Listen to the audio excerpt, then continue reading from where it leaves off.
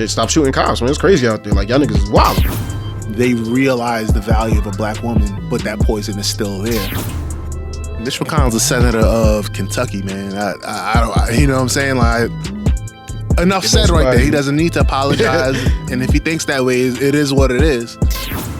There's certain shots where like the dick didn't need to be in it, and it felt like the cameraman slid to the side and be like, nah, this dick is gonna get in here. It was just penises galore, son. Like, it was crazy.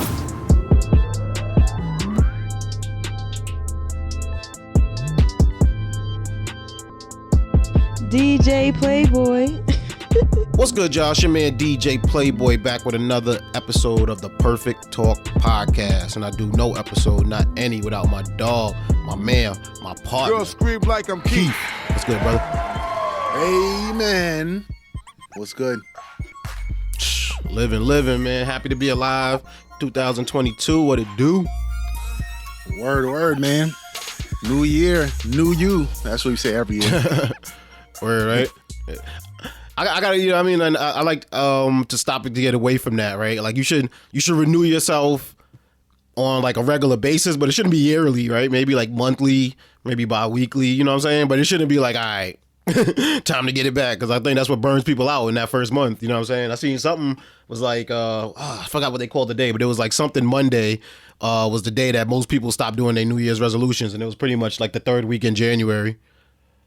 That's crazy. Well, firstly, it's crazy that to have access to data like that, but the results of that data or whatever, that's...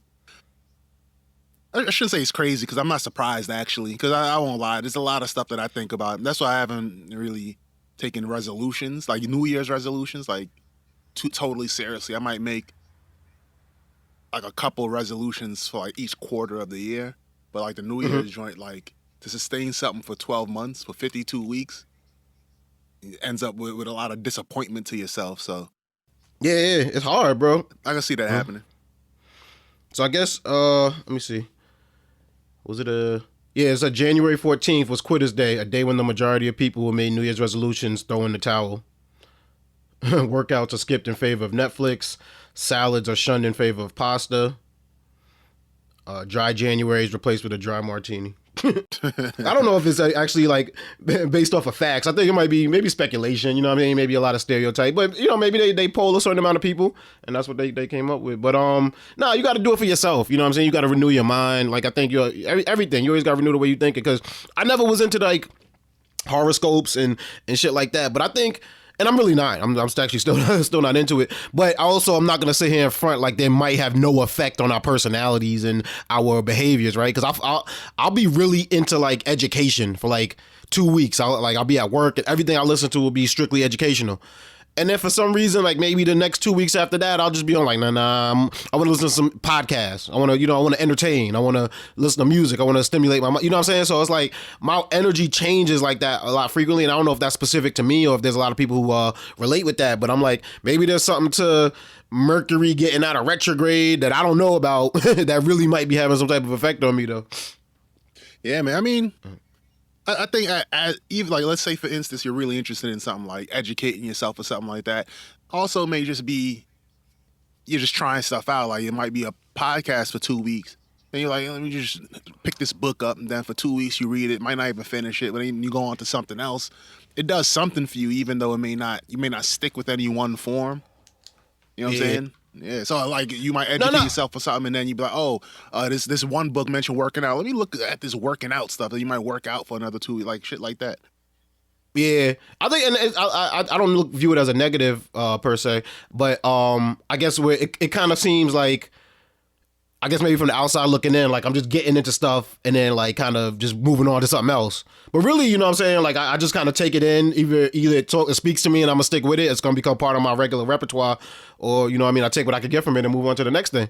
You know what I mean? So it's like I don't necessarily view it as a negative, but I think there are different. I notice it in myself. Like I'll be on the workout wave heavy, right, and then 2 weeks after that, you know what I'm saying? Like my mind I'll get tunnel vision because maybe I have to create a piece of content or something like that. It'll take me off that grind, and then it's hard to get back on it. You know what I'm saying? It's hard to get back on that mentality like I had over the summer when I was waking up every day, working out in the mornings. You know what I'm saying? It's hard. Like you gotta get it back, kind of. You gotta renew, so to speak. Right. So It is what it is, man. But before I forget, man, I want to give a shout out to our homeboy Jason, man. He hooked us up with a little impromptu photo shoot in Brooklyn. What were we, Flatbush Ave. And we did like a little photo shoot out there for the podcast, man. So Jason, I've known Jason since elementary school. Keith, you know him since junior high school, right? Yep. Yeah. So Jason's always been the homie, always looked out for us, and I definitely want to give him props, man, for coming out and helping us with that photo shoot. And I've been so busy, I haven't even actually had a chance to check the photos out. But I seen the first batch that he sent, and them shits was fire, bro. Yeah, the few that I sent, it was a really solid job, man. Made me actually look good. Jason got a vision, man. He had us in the middle of the street, buses whizzing by, motherfuckers cursing. Like, this shit, my man Jason had us on some Bruce Willis, Michael Schumacher shit right in the middle of fucking Flatbush Avenue, man. Yeah, man, Flatbush, boy, that. There was an MTA worker, dude who maintained trains, about to sign us to a record deal. Interestingly enough, that was dope. Nah, man, Jason's the homie, man. Shout out. What's his Instagram? He's LL Boiling. No. What is he? LL Room Temp J. LL Room Temp J, man. Check him out on Instagram, man. His content is funny like his name. This guy's like, so check him out. And what else is going on? How you been, bro? Like, you know what I mean? How's parenthood treating you? How you been the past couple of the weeks, man? Oh, parenthood is cool, man. It's to that stage where he can move around now. So like, I can't. Like you raised a baby, like you could put them down for a second and go do something, and then you come back and they in the same spot. Well, that's not happening no more. So definitely slowly getting into a different phase of parenthood. But it's all good, man. Nice. So it's all lovely. I was gonna ask you too, because you've always been. I remember before having a kid, you've always been really structured with schedules and time. And have you found a free time balance between parenting and like getting to what I guess you consider like what you like to do? I don't think I found the ideal balance yet, and I don't know if I ever will. However, I do try to savor the moments when I can have free time, you know what I'm saying? So like, and I'll try to build it in. Like I'll be like, I'll tell wifey, I'm gonna be out from this time to this time, or she'll let me know when she needs me to be around and stuff like that. And it kind of works like that. I feel like I need my free time, and then I work from home, so that, be honest with you, like it's even more important to try to schedule in your quote unquote balance time where you go exercise, or you might even just need to have lunch or whatever it is, like schedule times to leave the crib versus if you work, well, you know that if you work outside the house that this is already built in, or else you won't get paid this time outside the house. You might even pass and do a quick shopping trip or something on your way home. Yeah. Cause I struggle with that, man. Like with the free time thing. Like I was thinking to myself today, like that's how you get old. Cause I got this like shelf that I like neglected to clean for a minute, and it's like kind of on my eye line a little bit, so I could see like the dust on that bitch. And I was like, yo, I gotta hit that shelf today. And I've been meaning, cause that's just something I've been meaning to hit. And I was like, yo, did I really just like one of the first thoughts in the morning think about like a chore that I gotta do today? Is that like a sign of getting older, or am I just like on my responsible shit? Or but it be shit like that, right? It don't be really like shit first thing in the morning, like, yo, today I'm gonna play some video games, today I'm gonna watch a movie. It don't really be like that, because I kind of made a deal with myself like many years ago that a lot of my free time is gonna be spent making content, right? Dedicating myself to my goal and my dream, and then the rest of it is maintaining shit that you got to do, adult shit, right? Adulting. So it's like it's I struggle now. Like it's now that my daughter's 7 with finding that like that balance that I was asking you about, that free time balance, because it's always like I guess you got Catholic guilt in the back of your head, like you could be doing something right now. You know what I mean? Yeah. You could be making the crib cleaner. You could be putting out a piece of content. So it's like it's hard to just feel like, all right, let me chill. And only real time I think I do it is like if I'm chilling with my shorty or something, like, because then it's easy. It's just like, all right, she decides what we gonna watch, and then I'm just kicking it with her, kind of. You know what I mean? Yeah, I try to think with regard to like stuff like cleaning the shelf. You might, in your head, you might have the vision of it being like squeaky, shiny, clean. Honestly, man, like sometimes you gotta change your goals or change how you measure stuff. Like how do you measure getting something done? Do you just need to knock the wild dust off of it? Like, or do you just need to, make it look better? So you might just hit it with a Swiffer duster right quick, then just keep it moving. You know what I'm saying? Like, that's one thing you could check off your checklist. It ain't perfect, but it's like, it's better than it was yesterday, so let me keep it moving on to something fun or something else that I gotta do, like creating content or playing that video game. Yeah, no, you're right. That's the balance of it, man. I think I still on some, I don't know, like it's weird, like in college, you know how you kind of, I don't know, like you got shit done at the last minute, but you was able to get it done well enough, you know what I mean? Like good enough. I've been struggling with like the past couple of years, like, nah, I don't really want to operate like that. Like I kind of want to operate on like a program, like a system. But I remember that was speaking of resolutions, that was one of my goals for last year that I improved slightly, but not to the point that I guess I'm satisfied with it and just be like, yo, I'm on my shit now. Like Tuesdays, content Tuesdays, Wednesdays, workout Wednesdays, Thursdays, clean up Thursdays, you know what I mean? Like it wasn't, I'm trying to get on that level where it's just like kind of like a system, and then I guess everything kind of falls into place based off of that system. Yeah, definitely. Like even working out, like I remember just spending 2 hours in the gym, just you doing the workout, and I'm done with my workout. I said I could do a little bit more and then just start fucking around with machines or whatever. But now it's like I'm in there like 30 minutes. Like the most I could be in there is 30 minutes.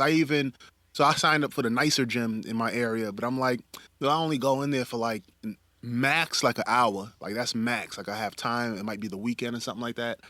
And then that's it. So I'm like, I don't need a nicer gym for that. So I signed up for the hood gym. I live in the suburbs, so the hood gym is still a really nice gym if I was in one of the cities. But What makes it the hood gym? It doesn't have like the rooms where they do classes and shit, and when there's not classes, you could just go in and do whatever you want. Oh, they don't studios? got those. Yeah, exactly. Yeah, Okay. The studio. So it doesn't have that. Gotcha. I don't think it got a spin room. It probably has a little bit less Olympic bars and more of those Smith machines. Nigga said the hood gym. So I'm thinking old school Olympic rusty fucking bench presses and shit. The old boxing gym where they just build a boxing ring out of plywood and some rope. Nah. You done came up. Hood is a relative term. When I first started working professionally, and I'm 22, 23, and I started working in professional work. I started working around non-black people, and they would just call everything ghetto, and it would be something. It's fairly a coded thing. I don't know if they used it like that intentionally, but it's like, oh, that sushi restaurant over there is ghetto, and what that means is that it probably doesn't have indoor seating, or it only has 2 tables to dine in at. So I'm using hood in that way where it's a relative. You can't say that sushi bar is ghetto because there's no sushi bars in the ghetto. But yeah, exactly. you get what I'm saying. Nah, I get you, man. I used to get offended by that ghetto shit too. Like, but then I'm like, yeah, she ain't really talking about me. Because at first you think like they mean it's black, right? That's what I would think when I first heard it. But then I was like, you had to like kind of figure it out. You just mean it's not popping. Like it's not your ideal choice. You know what I mean? It's not the one you'd want to go to. Honestly, I think the term itself probably comes from, that it's black or it's in a black area or something like that. But I think that over time, like by the time it got to the mouth of the person you heard it from, it doesn't mean that. But I'm still offended by it. You still got to be careful. Yeah, I'm still offended by it, but I understand. It was like one time, this white dude, he was, I assume he was racist. This is one of the only conversations I had with him. He was like, yeah, cause black guys can't swim. He's like, but it's like a scientific thing. He's like, you guys, the buoyancy isn't the same. And I knew it wasn't true, but as a non-swimmer, I was like, fuck, I can't refute this shit. Yeah. And I'm like, I couldn't think, I can't be like, my dad swims. I sound corny, but I can't think of no famous black swimmers. So it's like, damn, you won this round, motherfucker. It's like that Dave Chappelle shit when the racist dude said, oh, what you want, the chicken? He's like, damn, yeah, I do, actually. How'd you know?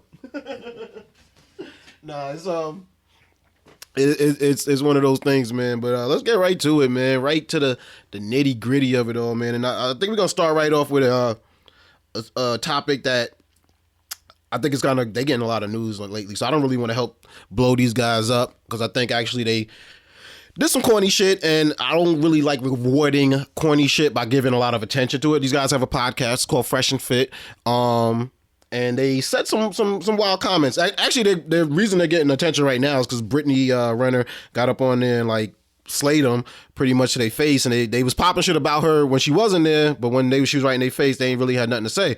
But before that, I was gonna talk about them because they had I want to say Asia Doll. There's too many dolls out there. I don't know if it's China. I think it's Asia Doll was on their podcast, and they got into a back and forth with her. I've heard them go on other podcasts, and they were defending what happened.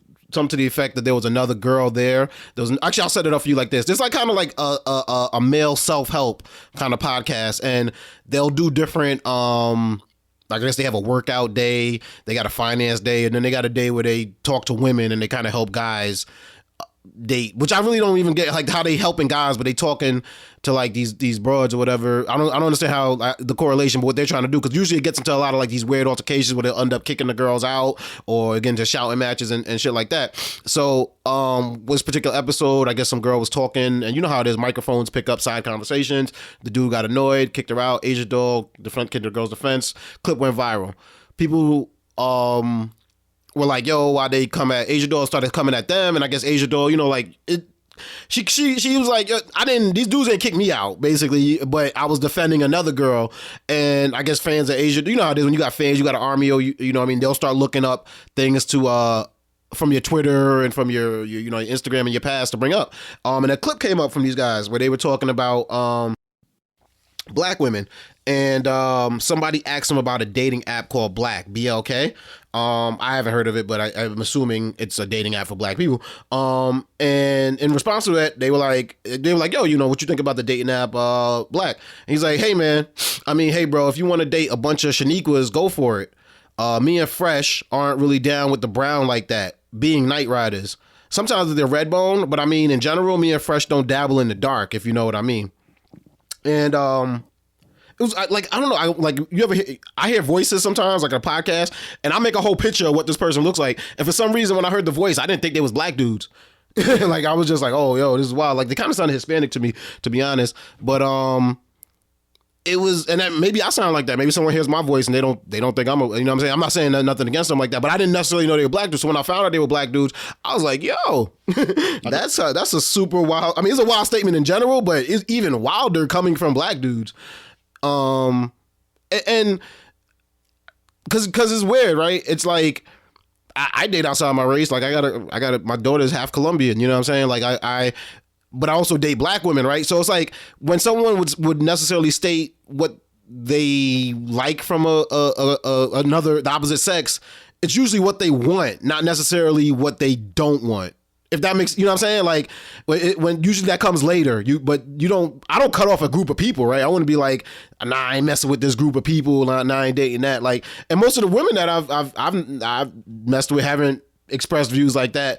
I've heard maybe sometimes like towards Asian men, I've heard a girl say, nah, I wouldn't mess with an Asian dude, which I think, but I don't know if that's more the stereotype, like the stereotype of Asian dudes is like that they're the least appealing man. I don't subscribe to that. I don't know. I'm assuming Asian dudes get pussy too. You know what I'm saying? But it's just like, I wouldn't cut out a group of people. Like, that's just corny to me. But I don't know if you've seen the clip or if you heard about this. It might be the first time you're hearing about this. But I guess definitely, what are your views on what they said? And are they entitled to that? Is it fair for them to have that view? Like, should they be getting canceled right now because of it? They're getting canceled for a lot of other corny shit they did also. But, or is that something that I think as a black man, you should be allowed to feel, I guess? Well, that's a tough question. Should they be allowed to feel that way? But people who do feel that way, they're very messed up individuals, honestly. I think it's just a messed up way of thinking for whatever reason they think that way. I know there's a lot of aggrieved black guys who maybe they were played by girls and these girls were black. But it reminds me of that argument of the whole black on black crime thing. People who tend to commit crimes on you will tend to be your race because that's who you're around all day. So if you're dating growing up and you're around black people all day and you date a lot of black people, you're going to get played by black Black people, people. if you can play it at all, Yeah. right? So I think that for that part of it, those guys who feel that way because, oh man, I was dating these two, 2, 3, whatever black people, and they played me, so I went on to this next thing. That's just so flawed, and there's a lot of black hate there, especially for black women. I know the two demographics that have the toughest time on dating sites are black women and Asian men, and for different reasons, mostly stereotypes. You heard they say the whole Shaniqua, what they said, Shaniquas and Night Rider. We're And not Night Night Riders. yeah. I think it goes to that thing of it's easy. People find it too easy to try to put black women as the other, right? For whatever different reasons, their hair, their looks, their the attitudes that are informed by their culture, all these different things, and probably most of all how they view a woman should be, particularly how a black woman should be. And I think these dudes are victim to that. So the thing is, though, that their view on this is not unique, right? Like it's not new. So that's why I don't put all the weight of this way of thinking on them. Right? It's like if you see a dude from, I don't know, like some white supremacist. I mean, he's fucked up. Like he is mad messed up. But like that one dude is like just one piece of a whole bunch of other people. So you try to cancel this one dude. It's just one dude. What you really should be doing is trying to fight that way of thinking. You know what I'm saying? Because that's what's just taking a lot of people over. And I know this type of thing flies under the radar. People aren't thinking every day about how guys, especially black guys, are thinking about black women.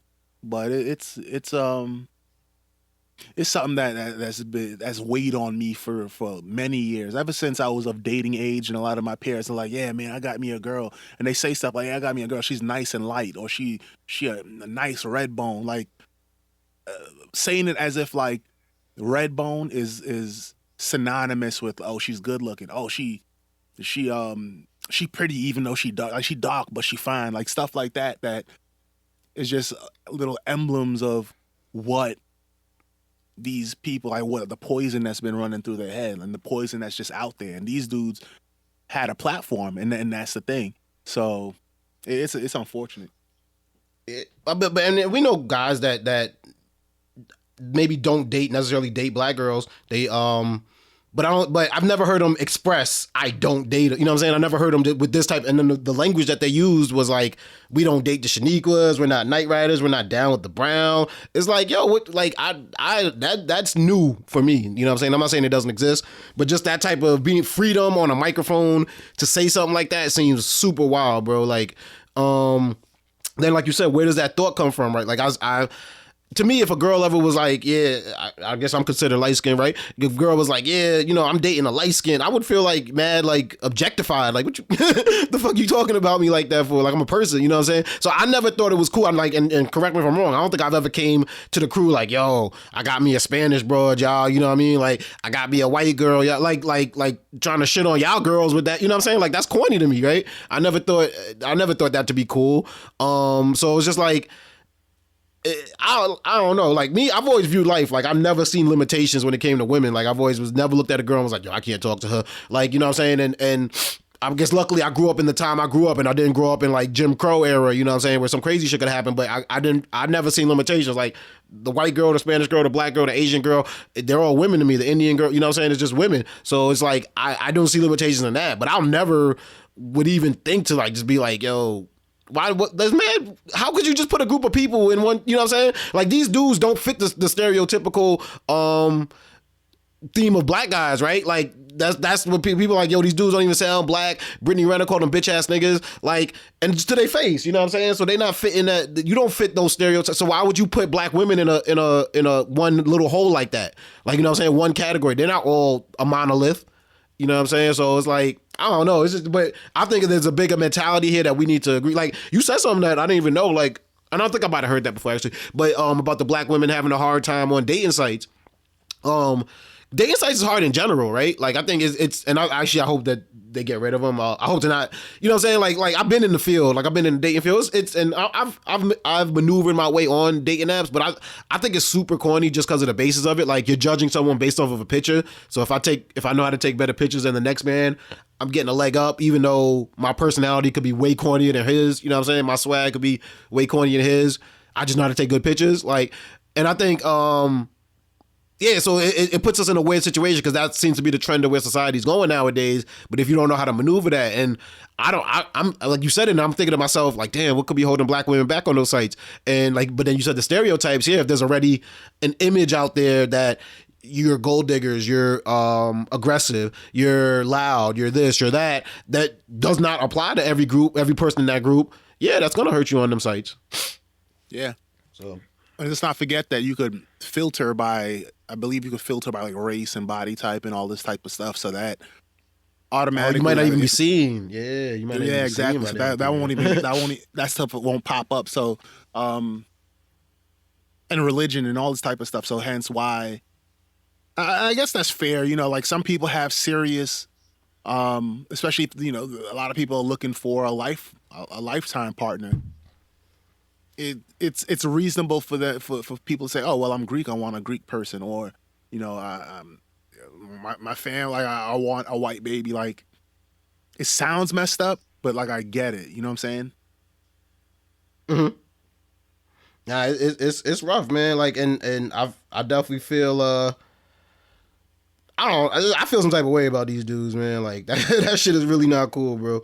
I ain't gonna front. Like, but it's like but that strain that's inside the. Let's talk about black men in particular. That's inside the psyche of a black man who's evaluating a woman is so out there. Like it's like not uncommon. You know what I'm saying? Like I have multiple friends. Like you could be an entire circle of people where most of them are thinking this way, or at least have that thought in this way. So, like for instance, like I know, even if they don't practice it, it's in their minds. Like it's been that poison is in the water. Like I know tons of black guys I've known since I was a kid. Right now, they're married to a black woman, and they may even be married to a darker skinned black woman. But throughout the years, tons of times hearing them, like, yeah, man, I got this red bone, nice red bone, bro. Like, you know, oh, yeah, you know, this girl is she dark, bro. I don't know, like all that type of stuff. And that poison's in them, even though ultimately they may have, in execution and actually going through life, they realize the value of a black woman, but that poison is still there. So who knows what'll happen to this way of thinking? I think it'll fade away, especially people better understanding the value of a black woman, more attractive images of black women, of attractive black women being put out there. I think people are starting to value that thing. And also, not to mention black women being depicted in popular culture or even in the C-suite and in boardrooms as just black women. Like they don't have to pretend. They wear their hair however they want to wear it. They talk professionally, but still they don't mask their accent from wherever they're from. So I think it's getting better, but still, clearly, from this podcasting, for them to feel comfortable enough to say this kind of thing over the air, you know, I think it's still with us in a very strong way. Yeah, that's funny you say that too about in the business world. To switch gears, because I get that sometimes when I'm at my job. Like I'm one of the few black guys in the not in the building, but in the department that I work in, and so like I you know what I mean, I struggle with that sometimes. It's like, yo, I want to wear my hat this way, or I want to do that, but I'm like, does it look a certain way? Does it give off and you always got to be aware of that. You know what I mean? And most of the time I don't really give a fuck because I got the luxury of working alone for most of the day. But it's like, and then the type of job I do isn't really based off my appearance, but it's like, I know that has to be a struggle. If I struggle with that, I know it has to be a struggle for a woman, especially if she's wants to have her hair a certain type of way, or she wants to say something a certain type of, you know what I mean? Like I gotta sometimes think, all right, I can't word it that way, you know what I'm saying? But maybe if we was texting each other, I'd word it that way, you know what I mean? So it's always like, you gotta be aware of yourself, and then you gotta be aware of how you're perceived. And I imagine that's amplified 500 times for black women. Yeah, compared to me. definitely, man. And then I think with these dudes too, to put a bow on the Fresh and Fit guys, I think they also are buying into this stereotype of like, like I think they view black women as like that model that's allegedly suing Drake for the hot sauce thing. Like the women. That's not the majority of women that do shit like. And if everyone doesn't know, and I think it's a fake story to be honest with you because I haven't been able to track down who the model is, but maybe she's like basically a model is alleging that Drake put hot sauce in a condom after he had sex with her when she tried to take the condom and it basically put the contents of it in herself. The hot sauce burned her, and now there's a battery case or something against Drake for burning her. Which it sounds stupid. Everything about the story sounds stupid. I hope it's fake. But even Drake has came out and responded to it, so I don't know. But I think they're viewing women as that, right? They're viewing women and black women. Unfortunately, they're putting them in that standpoint. But even I think they just have a view of all women though.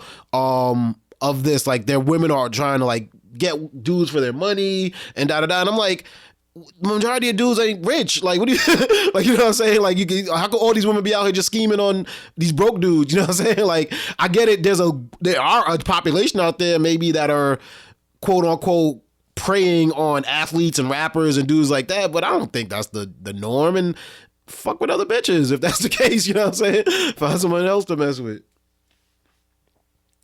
Word. It's real out here, man. But I want to talk about something a little bit more serious, man. And these voting rights got shut down, right? They were trying to pass the John Lewis voting rights this week, and Republicans shut it down with the help of what is it, Christian Cinema and Joe Manchin. Mm-hmm. Is it Joe Manchin? No, yeah. Yeah, Joe Manchin. Yeah, they shut that shit down. And it's crazy because it's something that really can affect a lot of people, but I don't know if enough attention is being brought to it, and it definitely doesn't seem like it was going to have any life in of getting, what is it, past the Senate or something that was trying to get passed, because the Senate blocked it. So it's something crazy that I it's not a surprise though. Like we kind of seen this coming, but I think something crazy that's came out of it was Mitch McConnell has spoke afterwards, and he was asked like how.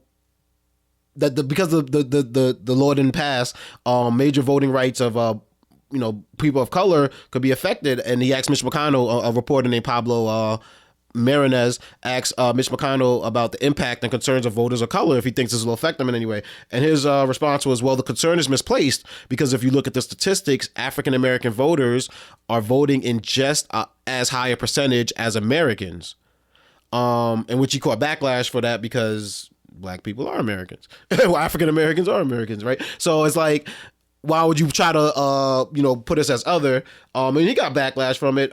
Representative Charles Booker of Kentucky said, being Black doesn't make you less of an American, no matter what this craven man thinks. Representative Ilhan Omar tweeted in response to the video, saying the othering of Americans who aren't white was never a quiet part. It has always been loud and painful for everyone who has experienced it. People are saying it wasn't a Freudian slip.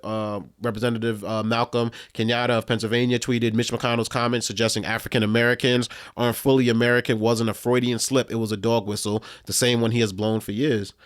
And I think in a gangster move, Mitch McConnell ain't even apologized for it. He just sent an email to the Insider on Thursday saying that he's consistently pointed out the record high turnout for all voters in the 2020 election, including African Americans, which I think some people might have to take the Mitch McConnell approach in life sometimes. Like, I ain't apologizing, yo. I'm doubling down. Like, fuck this. But yo, that's wild, bro. Like, and I don't think that was a Freudian slip either. I think that's something that we are viewed as others, and it just shows the personality of Mitch McConnell. Mitch McConnell's a senator of Kentucky, man. I don't, you know what I'm saying? Like, enough said right there. He doesn't need to apologize, and if he thinks that way, it is what it is. Mm-hmm. But just being blatant about it, like just being not trying to hide it, but it is what it is. Like, it's not even a surprise at this point. You know what I'm saying? Like, it just you know how they view you, and you know how it is. I've looked at something different too, man. Like my fault. Keep go ahead. Yeah, people gotta vote. People gotta. I'm not gonna act like I'm some kind of like civic minded. I'm voting. I vote for my local judges and stuff, but I try to vote I try my best pretty much, and I think everyone has to try their best or try to do a little bit more. I know I could do a little bit more, but a lot of even the small elections matter. For instance, you hear all this stuff about voting rights and gerrymandering, and even if you don't understand like the details of it, understand that a lot of like the local people that you vote for, they get to decide on this stuff. So, we're looking at, people are looking at Biden or Hillary Clinton and be like, man, I don't know about them. Or they're looking at Bernie saying, I don't know about this guy. They're looking at Trump. All right, well, you should be voting for them, but then also there's other people who's affecting your life on the daily, whether it's how your kids go to school or what type of resources they get there, or, how the cops is rolling in your area, to how easy or hard they're making it for you to vote. So there's elected officials choose that stuff. So I think people got to start voting, keep complaining, but at the same time add voting to that formula. And it's hard, right? It's not easy because the local elections don't really get that the news attention, right? They don't really get that media attention. Like, you actually have to work to kind of like, all right, what's this dude's past? What's this dude's policies? A little bit more than, I guess, the presidential ones, right? Than the big ones. So it's like, but we got to do the work because, as you said, it affects us. It shuts everything down. Like, the motherfuckers is trying to take your rights away in front of your face. Like, they not even trying to hide it. Yeah, definitely, man. It's unfortunate.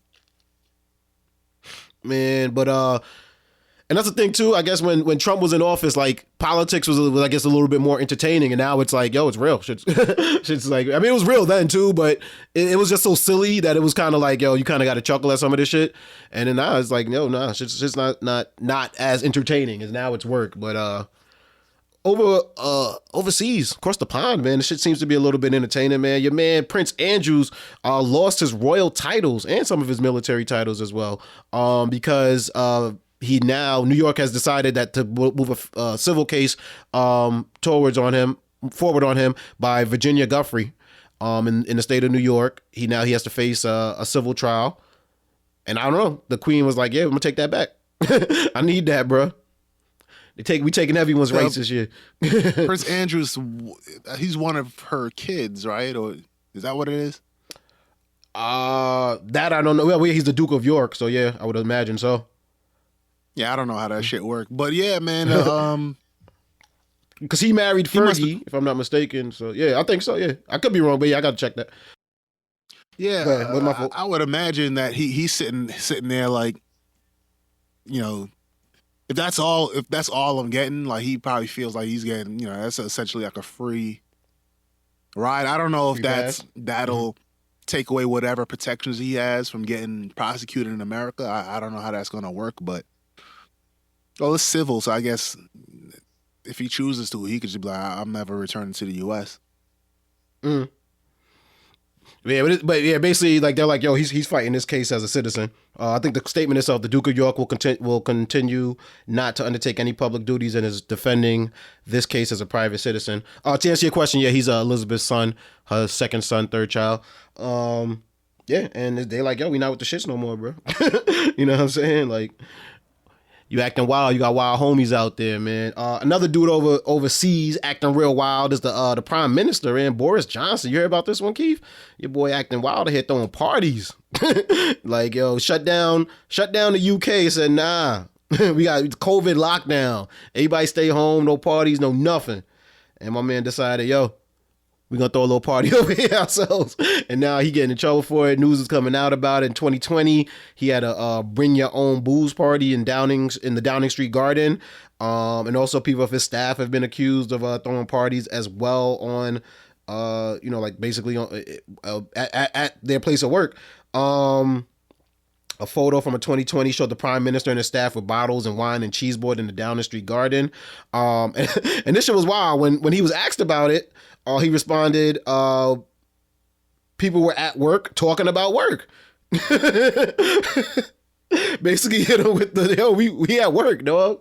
Yeah. It's a business event, but people not really with the shits right now. And I guess why this is news, because, like, you're not really voted in the UK by the people. The other prime ministers are the ones who like they keep you in. So if he doesn't have the support of his MPs, he can be basically ousted from that position. Right. And he's looking wild with his responses in the street right now. They like, yo, your man talking crazy. And I guess there was other allegations against him, other controversies that he was facing, but this was kind of the tip of the iceberg in terms of some of the other shit.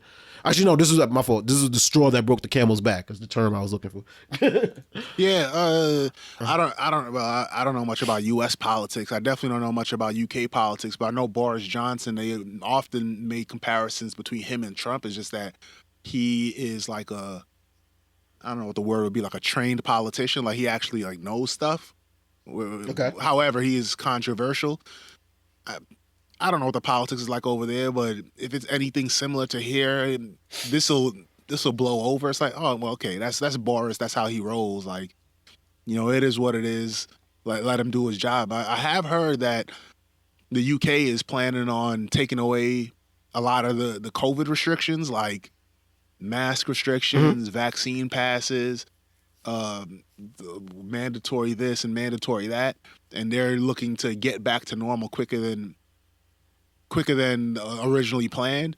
And I think their calculation is that, listen, COVID is just part of us now, so we'll deal with it, but not have all the restrictions. Like we'll deal with whatever comes from it, but we think we can. However, this is just going to be life. You know what I'm saying? Like COVID is just going to be part of our life for a long time to come.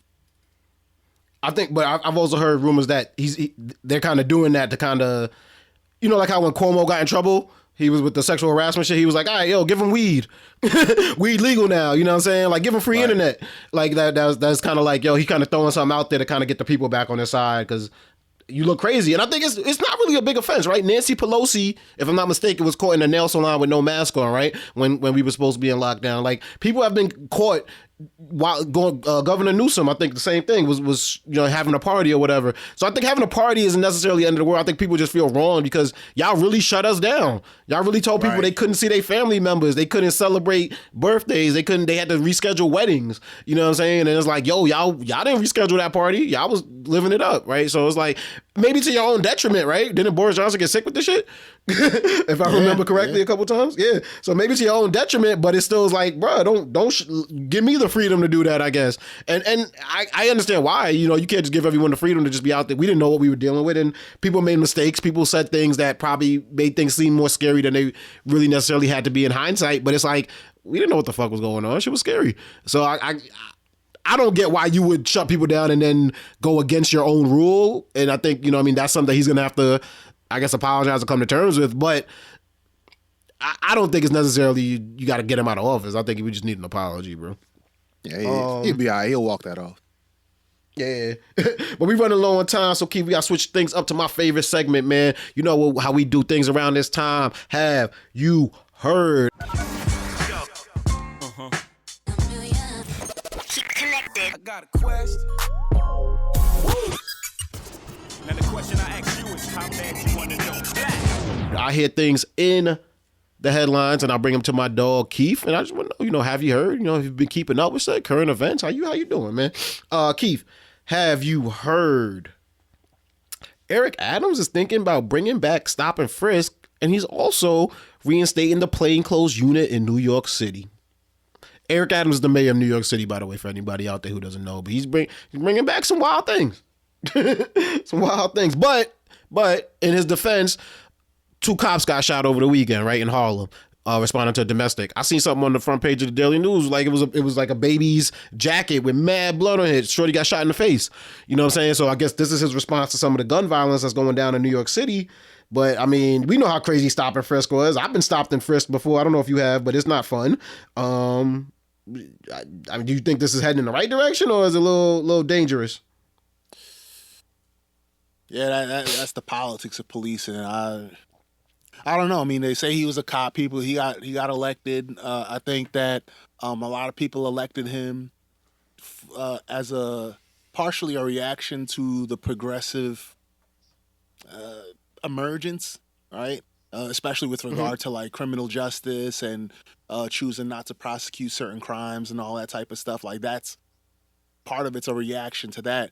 Eric Adams is less of a progressive and more. I don't know what the label is. He calls himself a pragmatic something or the other, but like he's in favor of just having a police presence, pretty much like strengthening the police presence. So, like you said, bringing back that plainclothes unit. And I don't know anything about the stop and frisk thing. I don't know if that's a headline that you caught that from. 'Cause I doubt that he would call it stop and frisk, just from the political aspect of it. Even if it is, but I just doubt that he would call it that. But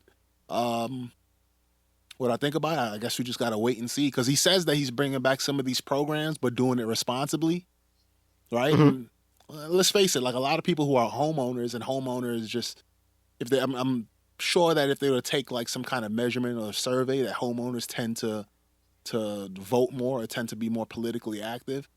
I'm sure that they have different feelings about policing, right? Like Patrice O'Neal had that joke of he was like fuck the police until he started owning shit. I think that's kind of till he had property. Till you had property like that. You have property, you feel a little bit different. I mean, it reminds me of like the school debates. It's like, man, you got to integrate schools. Like white liberals, yeah, man, this schools are segregated. Oh, are you going to send your kid to their own school? Hell no, I'm paying for this private school, baby.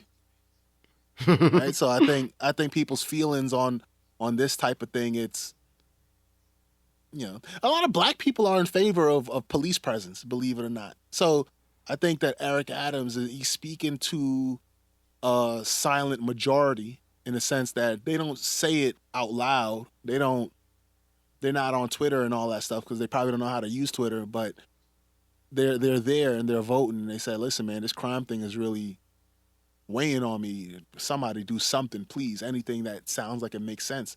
And Eric Adams comes through like, hey, plain clothes gonna come through. Lower some of this crime. We're gonna do this, we're gonna do that, but we're gonna do it in a quote unquote progressive way or a more responsible way. So we just got to see if this shit actually works. Crime is even though crime is way lower than it was, let's say a decade or two ago, it's still spiked. And any kind of spike in something bad, regardless of what it really is compared to years and years ago, it's still concerning. Feel so it. now, Yeah. So I think since he's been in office, he hasn't even been in office a month. I think like 5 cops been shot. So.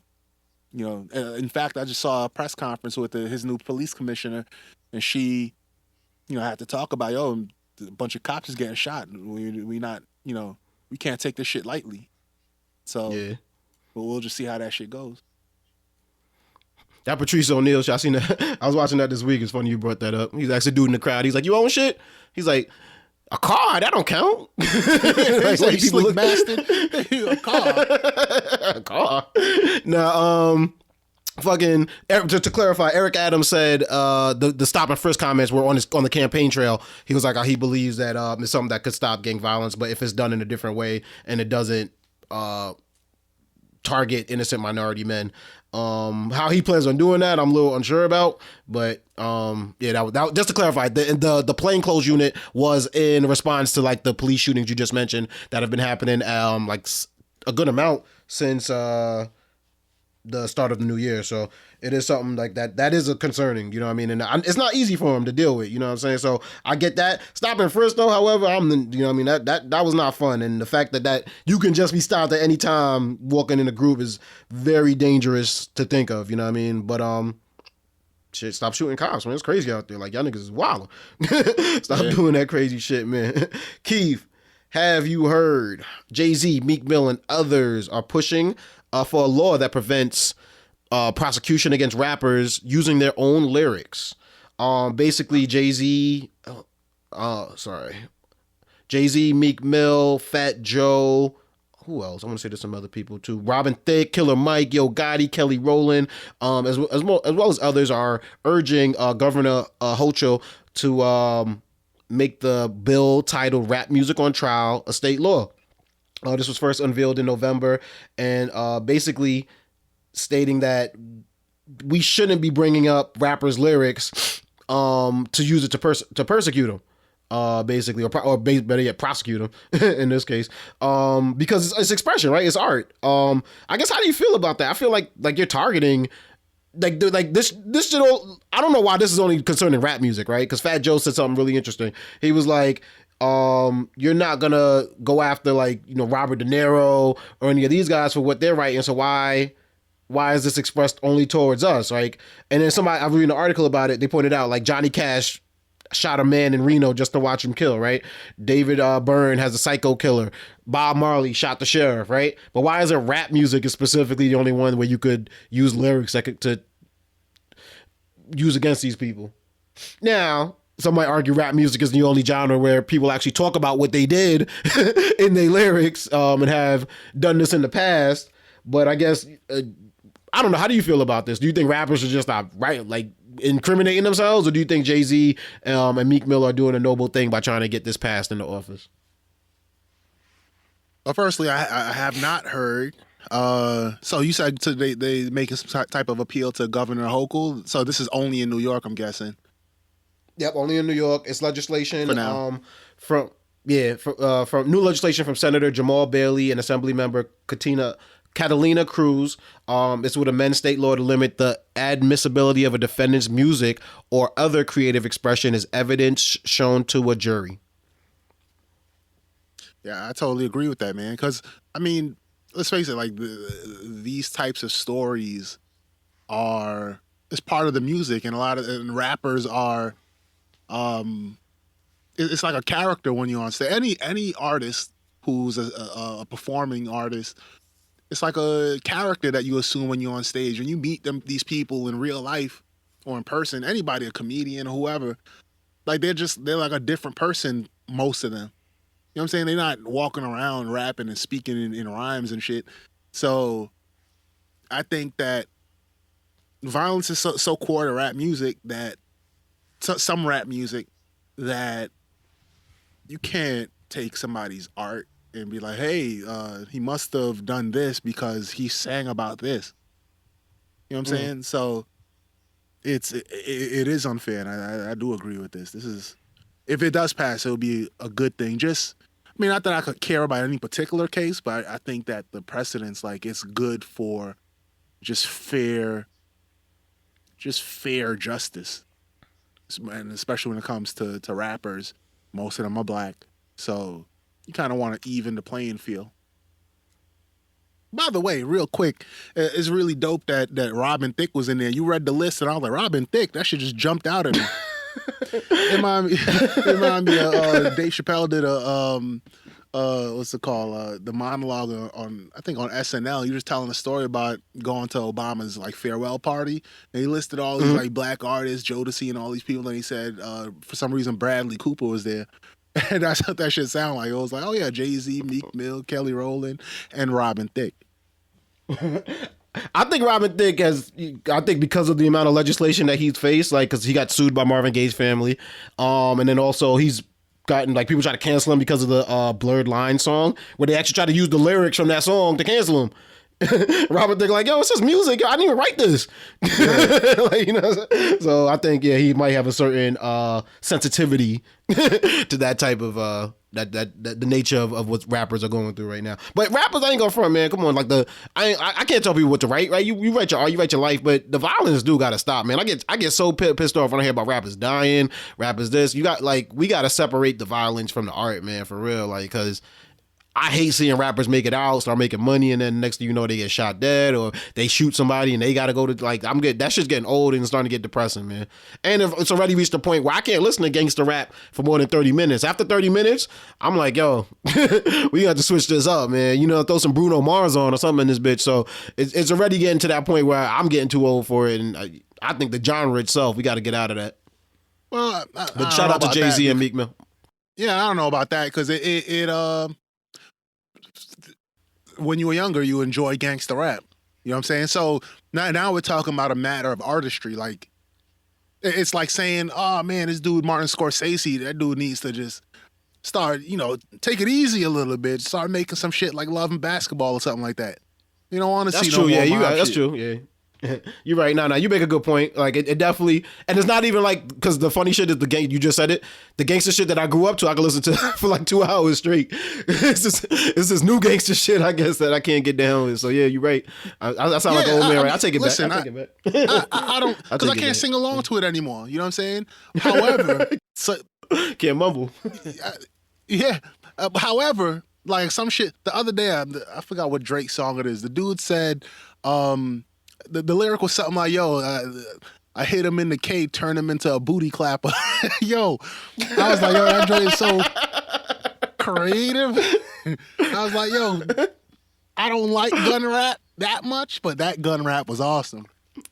That was 21 Savage, because you see the visualization of what he was trying to make you see. Like, you see the visual right there, bro. Like, damn, I definitely see a dude get shot with the K and turned into a twerker. Yeah, that joint was crazy. I was like, oh man, point taken that it's hard to just vibe to a dude just talking about clapping people up. But every now and then there's some violent shit that if it's done right. I could appreciate that. Like the joint, like the dude said something like Drake came through and I surrounded him with Drakes. Shit like that. That I was like, yo, that dude was hoping that he could do a feature with Drake. He had that shit for 10 years prior. He's like, man, when I rap with Drake, I'm saving this line for him. Oh yeah, nah. Like you said, if it's done right, it's got to be done right. If it's just gratuitous and it's just like whatever, then it's like, this gets old. But nah, shout out 21 Savage for that line. Nigga, 21 Savage studied at Oxford, bro. You know how to make that visual come to life. Hell yeah. Niggas said turn into a booty clapper. Keith, have you heard, man? We lost some great comedians, man. Some white comedians though, but they still good at what they did. Bob Saget and Louis Anderson passed away, man. I feel like I seen a lot of have you heard? I just heard about Louis Anderson like a couple hours before the show, before we recorded this. Yeah, I heard about Louis. I think did he pass away on Friday? I think Friday the 21st.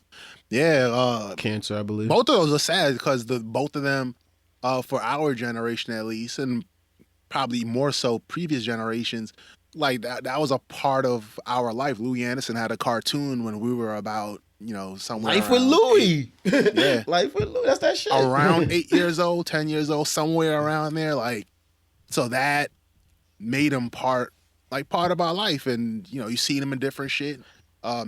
Coming to America and all this type of stuff. So I even seen him not too long ago on the show called 20s. It's on BET now. I think it started on Showtime. The shit I think it's produced by Lena Waithe. Dope show, so I'm plugging that. But yeah, man, that's sad. And then Bob Saget, another huge part of our life. Like it's cool to see when certain popular culture figures, you grow with them. And unfortunately, one day you might see them pass away. But as kids, we saw him in Full House. And then we got a little bit older and saw him in, I think, Half Baked. And then you saw iconic scene. Yeah. And then, throughout the years, you saw them and shit. Like, you didn't even know that they were stand-up comedians and shit like that. So then you see a different side of them. And that shit is really sad, especially when you die young like that. I think Louis Anderson might have been around 60, if that, and then Bob Saget might have been in like his mid-60s. Like, they weren't very old at all. So it makes, I'll be honest, at this age, it makes you think about your mortality, because you start seeing more and more people in your life passing away. It might be people it might even be people your age, some of which I've heard of or I've known. So that's tough to see. Like Regina King's son passed away to suicide. And he was I heard of it yesterday. Yeah. So like just seeing people that you've seen, right? And even though you don't know them personally, you have a relationship to them. Seeing them pass away, makes you think real hard about your mortality. I think, and those two comedians, in particular, Bob Saget and Louis Anderson, was weird because, like, Life with Louis, you just mentioned the cartoon. I wasn't a huge fan of it, but I think it came on after Bobby's World with Howie Mandel, and I was like, yo, it kind of lived off the fame of Bobby's World a little bit, like, but it still was alright. It was cool. I rocked with it, and then Full House was funny, but it wasn't like Martin funny. You know, it wasn't like, you know what I'm saying, Fresh Prince funny, because it was a white family in San Francisco, you know what I'm saying? But it was still entertaining. Like, we only had 5 channels, so it was like something you had to watch. But it was like both of those people, as I got older and I watched Coming to America, like Louis Anderson's scene in Coming to America is iconic, you know what I mean? Like, actually, people were talking about it. They referred to him as the Coming to America star. I was like, whoa, what are we doing here? But yeah, because that scene is iconic though. It's a pretty memorable scene. And the same thing with Bob Saget and Half Baked, like you mentioned. Like, that was a pretty iconic scene. Like, I'd never seen Bob Saget in that life, so that changed my view of Bob Saget. And it was like, oh, okay, this dude is human. You know what I'm saying? He's not Danny Tanner. He's somebody else. But rest in peace to both of them. And before we wrap things up, man, it brings me to this comment that Steve Harvey made about how he'll never do another comedy special because cancel culture exists. And let's see if I get the direct quote for you. He said, the only way I could do one more special is if it's at the end of my television career, because it will end my television career. We're in a cancel culture now. No stand-up that is sponsor-driven can do anything he wants. Chris Rock can't. Kevin Hart can't. Cedric the Entertainer can't. D.L. Hughley can't. I can go down the list. The only person that can say what they want to say on stage is Dave Chappelle, because he's not sponsor-driven. He's subscription-driven. So, Keith, 1, have you heard that he made those comments? And 2, how do you feel about that towards the state of comedy? Yeah, I think a lot of them are just too big. And it doesn't. By the way, just doesn't need to. You know what I'm saying? I don't know that he has the passion to. I think you need the absolute passion to do that. Chris Rock is sponsor driven. He got a TV show out or something. I don't know why he put Chris Rock in there, because I thought maybe Chris Rock has a podcast I don't know about. But anyway, I don't think so. That's he funny. did have a TV show. I mean, he did have the maybe he met during the years of Everyone Hates Chris. Maybe but he felt like if he said something crazy, it'd be canceled. Yeah. Dave Chappelle has a podcast, but it's a subscription podcast. Interesting. Subscription, exactly, yeah. So he controls it, yeah, exactly. So he's still making income, even if, I'm sure he has sponsors too, but he still has an income coming in, even if all the sponsors are like, "Fuck you, Dave." So I think for Steve Harvey, when you take let's say it was a calculus equation, and it's like your passion to do it times this divided by how much you have at stake. For Steve Harvey, it probably just isn't worth it. Whether it's maybe his passion to do it, maybe he would really like to do it. Stand up, he really loved it. That's where he cut his teeth. But at the end of the day, he's like, all right, I'm passionate about it, but am I passionate enough to give up the bag on the many things that he's doing right now? Like, he has a judge show, bro. Like, that's like literally the tip of the iceberg. That's like just a small thing of what you're looking at. Plus all the shit he's doing behind the scenes. I wouldn't doubt that his what's that book he made? Think Like a Man, Act Like a Lady, or something like that. Like, that's probably still selling on the low. So for him, it's probably just not enough. Kevin Hart, that equation probably plays out a little bit differently, because Kevin Hart's comedy was never super to the edge like that, in my opinion.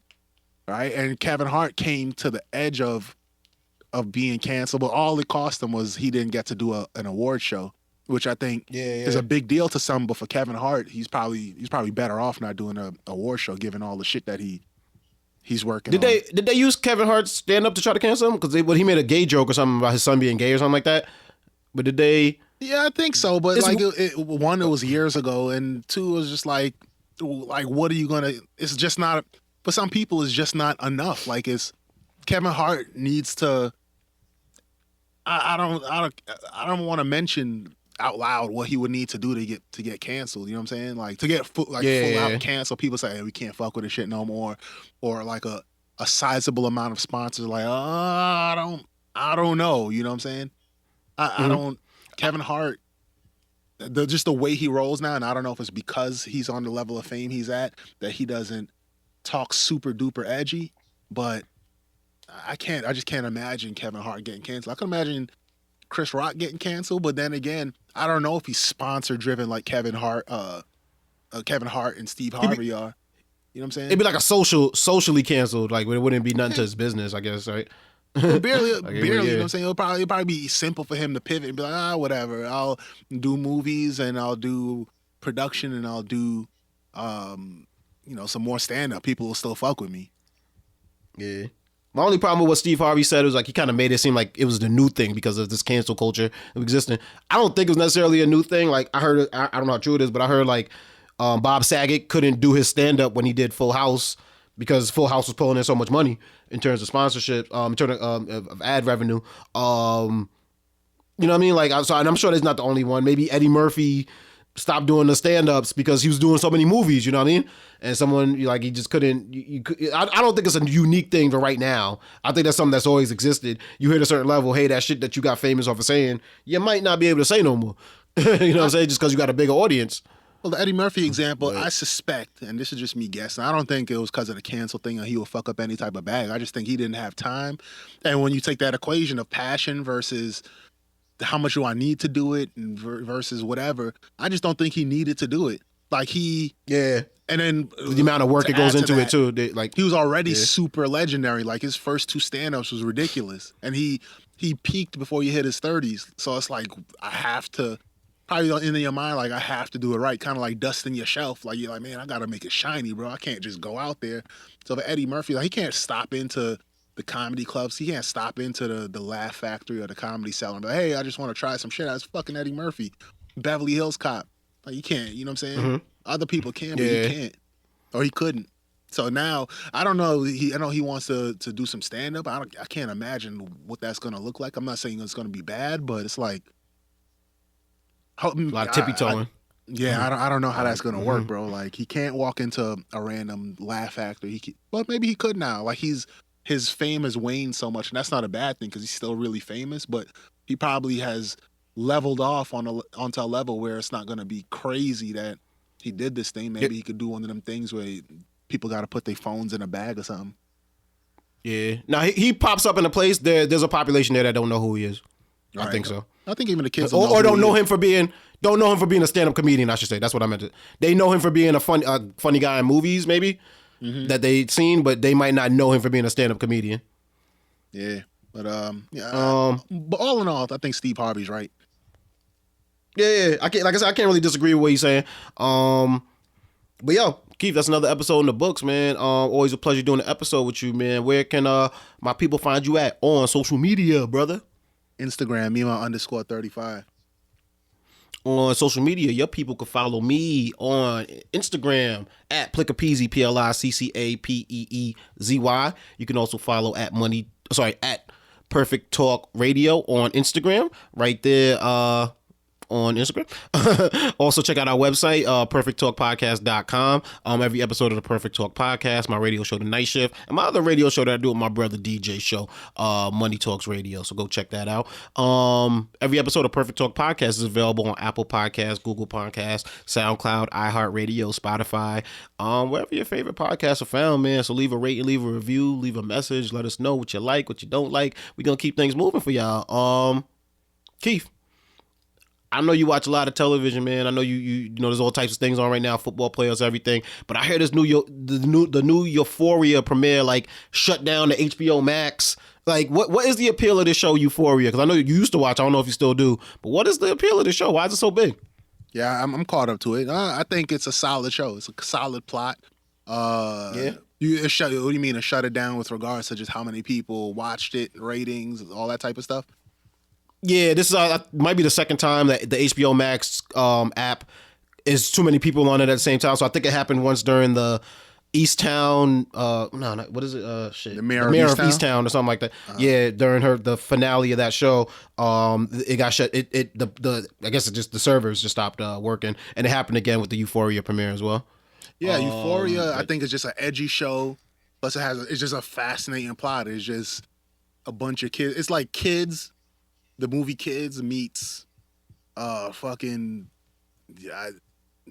Entourage meets whatever the hell, and Zendaya is just a dope actress.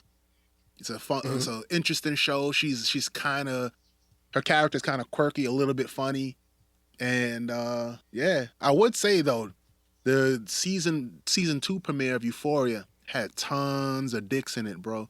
I've heard that. I've heard people saying mad penises in the episode. Yo, there's so many dicks in it. Like the dick count in it, like in the first maybe 10 minutes, surpasses surpasses the entire Boogie Nights movie, bro. Like it's crazy. You said the first 10 minutes? What the fuck? I swear to God. It was just dicks. Like it was to a point where like there's certain shots where like the dick didn't need to be in it, and it felt like the cameraman slid to the side and be like, nah, this dick is gonna get in here. It was just penises galore, son. Like it was crazy. And they got a porn star and a porn actress in there. It's sensational in the sense that, and not in the way that fucking Dick Vitale says it. It's sensational in the sense that it'll blow your mind, and not blow your mind in the sense that the shit has profound ideas. Like your mind literally explodes a little bit. But because it's also adults, but they're portraying kids, but they're doing sex, sexual activities, doing drugs. So I think your mind kind of has to. It's like in a weird place your mind goes to, I'd imagine. Yeah, to enjoy the show, I think it's one of those shows where it's kind of like watching Lord of the Rings, minus the penises, right? Like it's in the sense that you have to go into the show and say, all right, this is the world I'm going to be sitting in for the next hour. And whatever the rules they set for this world, I have to go along with it. So and I don't know if it's a suburban thing. We went to school in a city. Like the drugs that they have access to is wild, bro. Like it's bananas. Like, oh man, it's like the fucking marshals of drugs in there. For the low. Yo, Keith, always a pleasure doing an episode with you, man. Next time we talk, you know what I'm saying? I'm gonna get my booster shot. I'm gonna get my daughters lined up to get vaccinated. So we'll talk about that next time. But keep me in your prayers. Hopefully everything goes smooth, everything goes well. But you know what I mean? It's always a pleasure doing an episode with you, brother. And say goodbye to the people, man. Peace. Peace.